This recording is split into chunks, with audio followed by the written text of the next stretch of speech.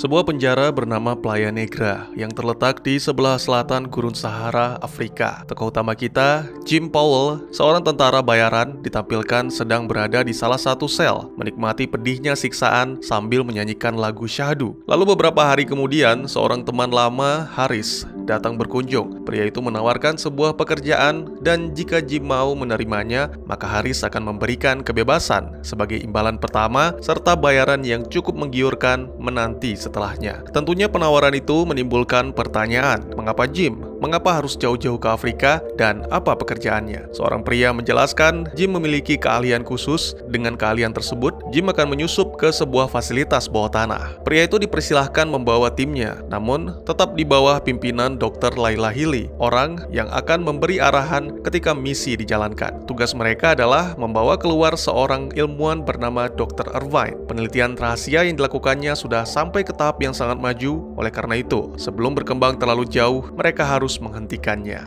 Jadi kira-kira penelitian apa ya?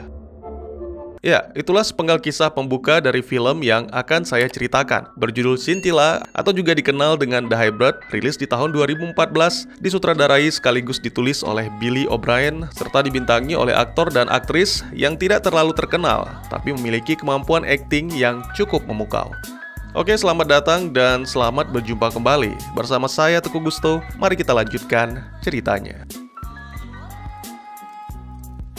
Film dimulai dengan menampilkan kelompok Jim yang sedang melakukan misi. Mereka berada di Azerbaijan, bekas wilayah Soviet, di mana perang saudara telah berkecamuk selama 5 tahun. Kelompok itu meninggalkan mobil mereka dan mulai berjalan melewati hutan hingga akhirnya beristirahat ketika fajar tiba. Jim mengingat kembali tentang misi dan sebuah perdebatan yang sebelumnya terjadi akibat Dr. Laila membawa Spencer, seorang petugas keamanan perusahaan yang seharusnya tidak ada dalam perjanjian. Tapi tak ada yang bisa dilakukan karena pimpinannya adalah Laila. Mereka pun melanjutkan perjalanan setelah 3 anggota tim yaitu Haris, Will, dan Corey meninggalkan kelompok. Tak lama kemudian, kelompok itu tiba di area ranjau. Laila menyarankan agar mereka mengambil jalan memutar, namun menurut Jim, itu hanya membuang-buang waktu. Selain itu, belum tentu dengan memutar akan membuat mereka lebih aman dari musuh. Akhirnya, Jim memutuskan untuk tetap maju melewati zona ranjau dengan berjalan di atas jalur yang sepertinya belum lama dilewati motor. Tiba-tiba saja terdengar suara deru mesin, itu memaksa semuanya menjauh dari jalur dan bersembunyi. Seorang pemotor bertopeng tengkorak datang untuk memeriksa wilayah tersebut. Spencer bersiap dengan pistolnya, berniat untuk menembak, tapi Jim melarang, karena itu hanya akan membuat keberadaan mereka diketahui. Setelah memastikan wilayah benar-benar aman, pemotor itu pun pergi. Mereka harus bergegas meninggalkan wilayah tersebut karena menurut Jim, pemotor itu adalah petugas patroli yang mana pasti akan segera kembali. Beberapa waktu kemudian, mereka telah tiba di pemukiman Chechens, kelompok milisi yang terdiri dari teroris, mafia, pembunuh, pemerkosa, dan melakukan kejahatan umum lainnya. Pemukiman tersebut adalah bekas pangkalan militer Soviet. Para milisi telah melakukan pembersihan warga etnis sejauh 40 km di sekitar pangkalan. Orang-orang yang mencoba melawan akan ditangkap, diperlakukan seperti hewan, lalu dibakar hidup-hidup. Dan fasilitas yang menjadi tujuan mereka terletak di dalam bunker, di bawah pemukiman tersebut. Sementara itu, 3 anggota lainnya telah bersiap di posisi masing-masing. Corey mengawasi dengan senapannya, sedangkan Haris dan Williams masuk ke pemukiman dengan cara menyamar sebagai teknisi dari Rusia. Di sana mereka menyaksikan kekejaman yang dilakukan oleh para milisi. Sepasang warga yang ditangkap terus mencoba melakukan perlawanan sampai akhirnya seorang pemotor wanita datang dan langsung menembak kepala si pria. Tibalah saatnya giliran Haris dan Williams diperiksa. Pada awalnya, para milisi merasa curiga karena dialek yang digunakan oleh Haris berbeda. Namun pria itu nekat mendekati pemimpin Chechens sambil berpura-pura mabuk. Samar terdengar pria itu mengatakan hal-hal tentang pertempuran, perjuangan, dan kebebasan. Sehingga sang pemimpin pun luluh karena menganggap Haris memiliki hobi yang sama dengannya, yaitu mabuk-mabukan. Akhirnya Haris dan Williams berhasil masuk dan mendapat izin untuk mengurus CCTV. Itu langsung dimanfaatkan memanfaatkan mereka untuk memberikan informasi kepada kelompok Jim bahwa dinding sebelah utara bebas dari penjagaan. Tiba-tiba saja, pemotor wanita menghampiri Will karena merasa curiga. Beruntung Haris dengan cepat memotong pembicaraan dengan mengatakan Will berasal dari Georgia serta hal-hal yang agak cabul, sehingga membuat wanita itu merasa jijik dan akhirnya pergi.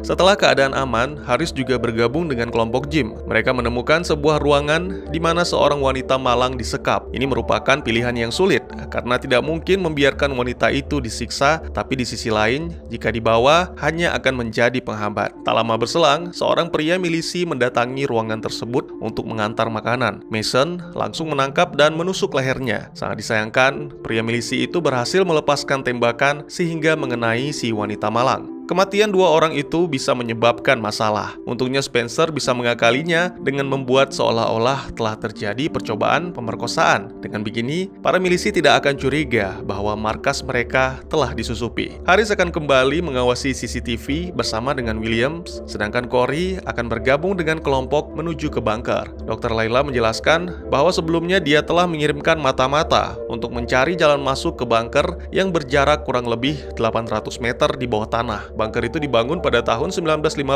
memiliki fasilitas yang lengkap seperti kantor, rumah sakit, dan masih banyak lagi. Tapi kini, tidak ada yang mengetahui apa yang menanti mereka di bawah sana.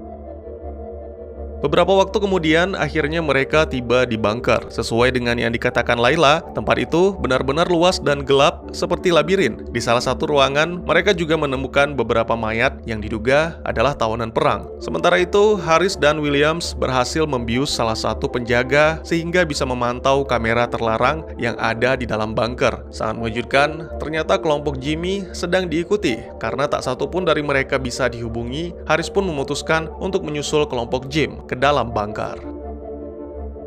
Kembali ke kelompok Jim, Corey merasakan ada sesuatu yang mengikuti mereka. Lalu tiba-tiba saja, makhluk misterius muncul dari belakang dan menancapkan jarum suntik. Corey langsung menembaknya, tapi lagi-lagi makhluk itu menghilang dengan cepat. Beberapa anggota kelompok menyarankan untuk mengejarnya, namun Jim menolak seperti mereka tahu tempat itu seperti labirin. Mengejar penghuninya sama saja dengan bunuh diri, karena mungkin saja para penghuni itu telah menyiapkan perangkap. Tak lama kemudian, setelah melanjutkan perjalanan, Corey merasakan sesuatu yang aneh pada tubuhnya. Dugaan Jim ternyata benar, tiba-tiba mereka merasakan sesak akibat gas beracun, lalu dikepung oleh makhluk-makhluk misterius. Bahkan Jim nyaris tertusuk jarum suntik. Beruntung bantuan datang dari Haris, dua makhluk misterius tewas tertembak dan ternyata mereka bukanlah monster, tapi manusia yang berkostum aneh. Sementara itu, Will kembali mendapat masalah dari pemotor yang kali ini membawa pria keturunan Georgia. Will hanya bisa pasrah karena sepertinya dia sudah ketahuan. Kembali ke kelompok Jim, sangat disayangkan Haris tertembak dan Corey menghilang entah kemana. Tak lama berselang, akhirnya mereka menemukan sebuah lift yang langsung menuju ke fasilitas. Lalu setelah merawat luka Haris, Layla membawa kelompok Jim menuju ke ruangan lain di mana terdapat banyak mainan anak-anak. Di sana mereka juga mendengar suara rintihan seorang gadis dan akhirnya mereka bertemu dengan Dr. Irvine. Wanita itu telah menduga bahwa Layla akan datang. Dia menjelaskan tentang spesimen A, yaitu gadis bernama Ellie yang kini dalam kondisi hamil dan beberapa jam lagi akan melahirkan. Kemudian Layla dan Irvine membicarakan tentang mencuri spesimen, yang mana membuat Jim merasa bingung. Selain itu, Irvine juga menjelaskan tentang orang-orang aneh di luar yang adalah anak yatim korban perang. Mereka dipekerjakan oleh Irvine untuk menjaga fasilitas dengan bersenjatakan jarum suntik beracun yang merupakan senjata biologis Soviet di masa lalu. Jim yang semakin bingung mengajak Layla berbicara. Melihat kondisi saat ini, di mana Haris tertembak, Corey menghilang, dan Will mungkin dalam bahaya, Jim memutuskan untuk segera menyelesaikan misi dan pergi meninggalkan tempat itu. Namun Layla menolak karena dia mau membawa 3 spesimen, termasuk bayi yang akan lahir. Layla tidak mau menjelaskan apapun. Oleh karena itu, Jim memaksa Irvine untuk menjelaskan tentang penelitian yang dilakukannya. Uni Soviet telah lama menyimpan banyak rahasia. Mereka telah menghabiskan banyak uang untuk semua bidang ilmu pengetahuan, terutama yang berhubungan dengan senjata. Rusia sangat ahli dalam bidang genetika, meskipun masih ketinggalan jika dibandingkan dengan US dan negara-negara Eropa lainnya, tapi Rusia memiliki program sendiri dengan memanfaatkan kawah-kawah akibat hantaman meteorit. Salah satunya adalah Scintilla, pecahan meteorit yang diperkirakan menghantam bumi 2,4 miliar tahun yang lalu, ditemukan oleh para ilmuwan, terkubur di permafrost selama 70 tahun. Tentunya itu bukan bongkahan batu biasa, karena di dalamnya terdapat materi organik seperti sel, DNA, dan genetik. Mereka membutuhkan seorang ahli yang bisa mengekstrak materi organik tersebut, dan itulah yang dilakukan Dr. Irvine. Bukan demi uang dan kekayaan, tapi karena kebebasan. Irvine diberi kebebasan untuk melakukan apapun dalam penelitiannya, termasuk bebas dari hukum. Tidak perlu heran melihat banyak mainan di sana, karena Irvine membutuhkannya untuk mempelajari spesimen. Ya, meskipun terlihat seperti remaja 17 tahun, tapi Ellie sebenarnya baru berusia 5 tahun. Jim dan Steinman dibawa ke ruangan khusus untuk dipertemukan dengan Goethe, yang sama-sama berusia 5 tahun, namun memiliki tubuh dengan pertumbuhan yang sangat cepat. Meskipun tidak bisa bicara, tapi pada dasarnya dia mengerti beberapa perintah sama halnya dengan kera. Terlihat normal, kecuali mata dan insang pada lehernya. Mampu bernafas dengan udara yang dihirup manusia, tapi hanya dalam waktu yang singkat. Itulah alasan mengapa Goethe ditempatkan dalam ruangan khusus. Ellie dan Goethe, manusia yang setengah DNA-nya berasal dari meteorit. Irvine membutuhkan manusia untuk mengisi kekurangan dalam DNA-nya. Nantinya, keturunan Ellie akan menjadi generasi kedua yang mana lebih asing, lebih murni, dan diharapkan lebih cerdas dari Ellie ataupun Goethe. Sementara itu ditampilkan Layla yang terkenang akan masa lalu, di mana kala itu dia merekam beberapa video ketika Irvine merasa marah karena kecerdasan Ellie dan Goethe sama sekali tidak berkembang, sampai-sampai wanita itu menganggap mereka berdua spesimen bodoh. Kembali ke masa kini, Ellie terus mengerang kesakitan dan itu membuat Layla serta Irvine panik, sehingga berniat melakukan operasi sesar tanpa memperdulikan keselamatan Ellie. Tidak tahan melihat penderitaan gadis malang itu, Steinman pun langsung mengambil tindakan menembak kepala Ellie. Kini, harapan untuk mendapat spesimen murni telah sirna. Hanya itu yang terlintas di pikiran Irvine, dia sama sekali tidak memperdulikan penderitaan yang dirasakan Ellie. Semakin lama kondisi Steinman semakin parah akibat sebelumnya menghirup gas beracun. Jim meminta mereka semua segera meninggalkan tempat itu karena tidak ada lagi yang perlu ditunggu. Irvine menolak. 17 tahun dia telah berada di fasilitas, hidup atau mati tidak ada bedanya. Oleh karena itu, lebih baik dia dibunuh. Permintaan tersebut langsung disetujui oleh Layla karena selain mencuri spesimen, perusahaan memintanya untuk menghancurkan fasilitas serta membunuh Irvine. Itu benar-benar membuat Jim terkejut. Dia langsung menolak karena membunuh bukan bagian dari pekerjaannya, meskipun dibayar sebesar jutaan pounds. Sementara itu, Steinman mencoba mendekati Goethe untuk mengabarkan kematian saudarinya, Ellie. Tentu saja seperti yang dikatakan oleh Irvine, pemuda itu tidak akan mengerti apa yang diucapkan manusia. Secara perlahan, dia mencoba memeriksa tubuh Steinman dan mempelajarinya, lalu sangat mengejutkan, tiba-tiba saja wanita itu dibanting dengan keras. Goethe mengambil sebuah alat dari tempat penyimpanan rahasia, menusuk lehernya sendiri, dan meninggalkan tempat itu. Kembali ke Jim, tiba-tiba saja Mason berkhianat. Dia merasa muak dengan sikap Jim yang berlagak suci, padahal sebelumnya selalu memerintahkan Mason untuk mengeksekusi. Mason menjelaskan bahwa kini hidupnya telah berubah. Selain mendapat uang, Mason juga akan mendapat jabatan sebagai kepala keamanan di perusahaan tempat Layla bekerja. Jim langsung tertawa mendengar omong kosong Mason. Itu benar-benar konyol, karena ketika tidak dibutuhkan lagi, maka orang-orang Layla pasti akan membunuh Mason. Seketika, suasana menjadi semakin tegang dengan kemunculan Goethe di tengah-tengah mereka. Dr. Irvine membujuk agar Goethe kembali ke ruangannya, namun pemuda itu malah menembakkan gelombang yang membuat kepala Irvine meledak. Lalu Goethe pergi melarikan diri.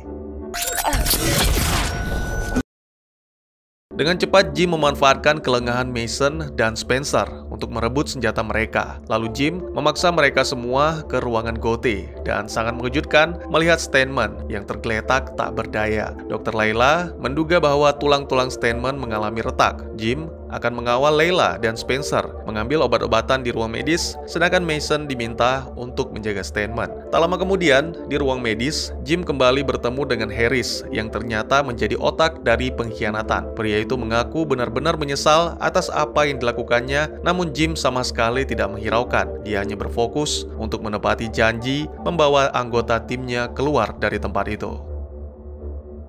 Jika ingin bertahan hidup, mereka semua harus bekerja sama untuk membunuh Gote. Jim, Mason, dan Spencer akan mengamankan jalan keluar dari para tikus Irvine, sedangkan Layla diminta mempersiapkan Steinman dan Harris untuk dibawa. Sayangnya, Layla melakukan hal yang bertentangan. Dia menyuntikkan racun ke tubuh Steinman, lalu juga berniat untuk membunuh Harris. Layla cukup terkejut karena Harris mengetahui niat busuknya. Ternyata pria itu telah menyiapkan grenade untuk meledakkan diri bersama Layla.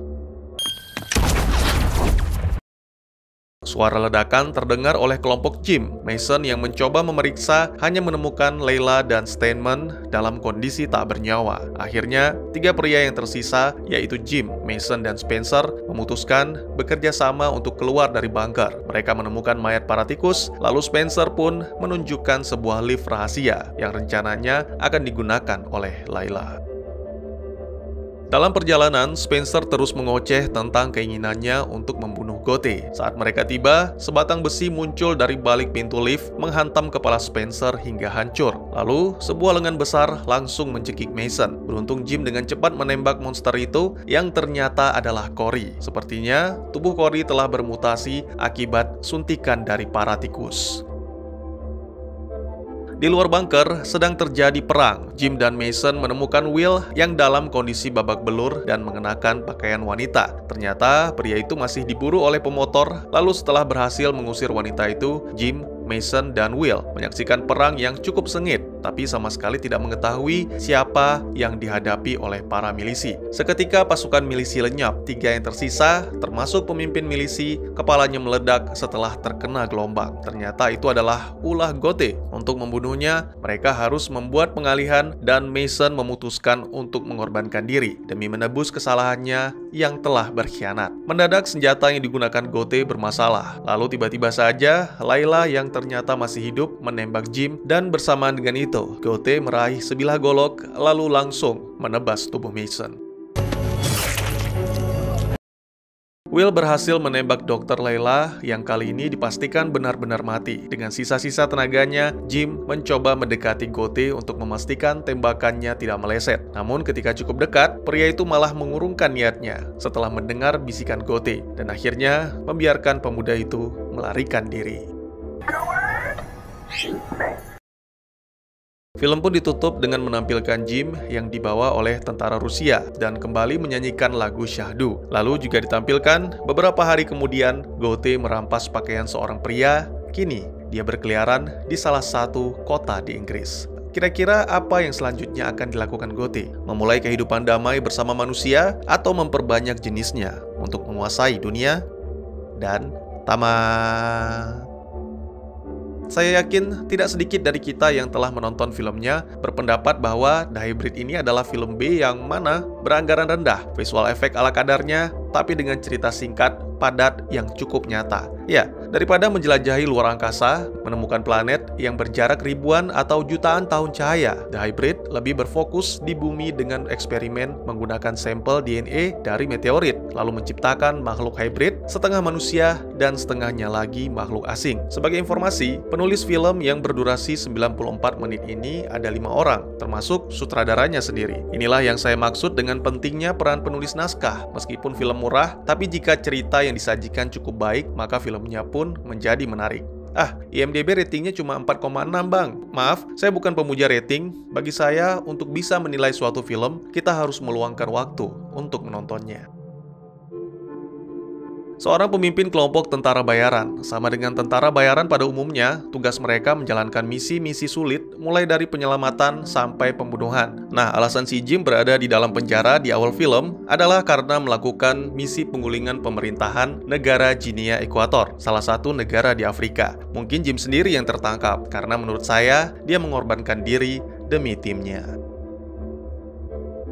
Ini wanita paling, mohon maaf, brengsek di film ini. Sebelumnya dia adalah mantan rekan Dr. Irvine, tapi karena perbedaan pendapat, akhirnya Layla mengundurkan diri. Dan setelah diterima oleh perusahaan Inggris, dia membeberkan semua tentang proyek Scintilla. Sehingga perusahaan menggelontorkan sejumlah dana untuk tentara bayaran demi menyusup, mencuri spesimen, membunuh Irvine, serta menghancurkan fasilitas. Lalu apa? Ya, tentu saja melenyapkan kelompok Jim. Itulah yang menjadi tugas Spencer, dan itu pula yang menjadi alasan Spencer muncul ketika menjelang dijalankannya misi. Meskipun sejak awal Harris dan Mason sudah setuju untuk berkhianat, tapi saya pikir itu tidak menjamin mereka akan hidup dan menerima bayaran. Karena pada dasarnya, proyek Scintilla sangat rahasia dan akan tetap menjadi rahasia.